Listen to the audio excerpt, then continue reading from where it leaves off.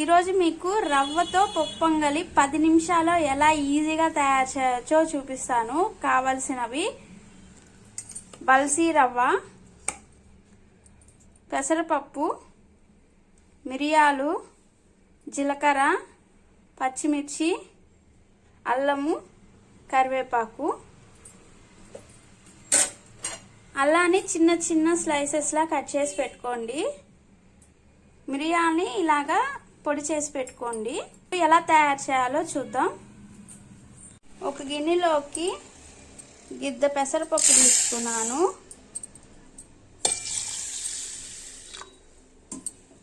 రెండు గిద్దలు రవ్వ వేసుకోండి.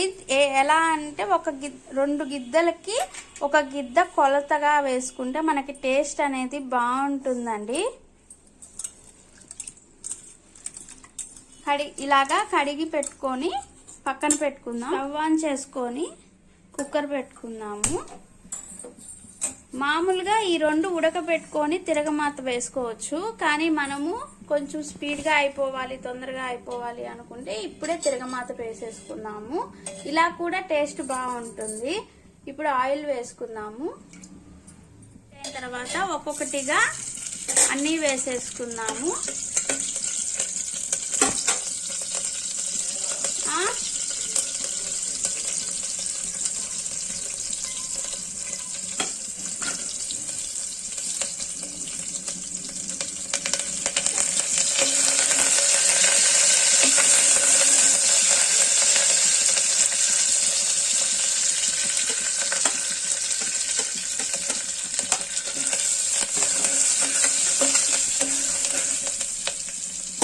కడిగి పెట్టుకున్నాం కదా, పెసరపప్పును వేసేసుకున్నాము. అవి వేగాయో లేదో చూసుకొని ఇప్పుడు పెసరపప్పు వేసేసుకున్నాము.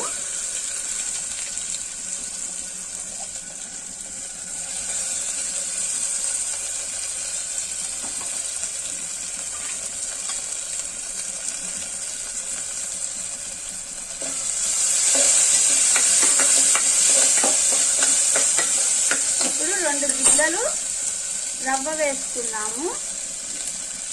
ఒక గిద్ద పెసరపప్పుకి 2 గిద్దలు రవ్వ వేస్తే మనకి టేస్ట్ బాగుంటుంది. లేదంటే ఇంకొంచెం ఎక్కువైనా వేసుకోవచ్చు, 2.5 గిద్ద వరకు. ఇప్పుడు వాటర్ పోసుకుందాము. ఈ కొలతలకి 2 చెంబుల వాటర్ అయితే పడతాయి. బాగా ఒకసారి మిక్స్ చేసుకొని మూత పెట్టేసుకొని 3 విజిల్స్ వచ్చే వరకు వెయిట్ చేద్దాము. 3 విజిల్స్ వచ్చినాక స్టవ్ ఆఫ్ చేసుకొని లోపల ఉన్న ప్రెషర్ అంతా, హీట్ అంతా తగ్గేంత వరకు వెయిట్ చేద్దాము. ఆ హీట్ తగ్గిందంటే మనకి బాగా ఉడికి టేస్టీగా ఉంటుంది. హీట్ మొత్తం తగ్గిపోయిన తర్వాత మూత తీసి చూసుకుందాము. దీంట్లో టేస్ట్కి తగ్గట్టు సాల్ట్, నెయ్యి వేసుకొని బాగా కలుపుకుందాము. ఇప్పుడు బాగా కలిపెట్టుకుందాము.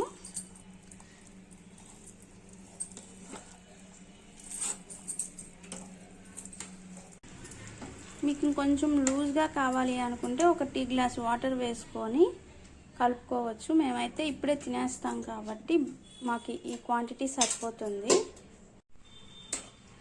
దీంట్లోకి కాంబినేషన్ ఏదైనా కారంగా ఉంటే బాగుంటుందండి. చింతకాయ ఊరగాయ కానీ, మామిడికాయ ఊరగాయ కానీ, ఏదైనా కానీ, అంటే పచ్చిమిర్చి పచ్చడి కానీ ఏదైనా కారంగా ఉంటే ఆ టేస్ట్ మనకి ఫ్లేవర్ అంతా అర్థమవుతుంది, బాగుంటుంది తినేదానికి. ఇంతేనండి రవ్వతో పొప్పొంగలి తయారు చేయటం. మీరు ఒకసారి ట్రై చేసి మీకు ఎలా వచ్చిందో మాకు కామెంట్ చేయండి. ఈ వీడియో మీకు నచ్చినట్లయితే లైక్ చేయండి. మా ఛానల్ని సబ్స్క్రైబ్ చేయకపోయింటే ప్లీజ్ సబ్స్క్రైబ్ చేయండి. Thank you.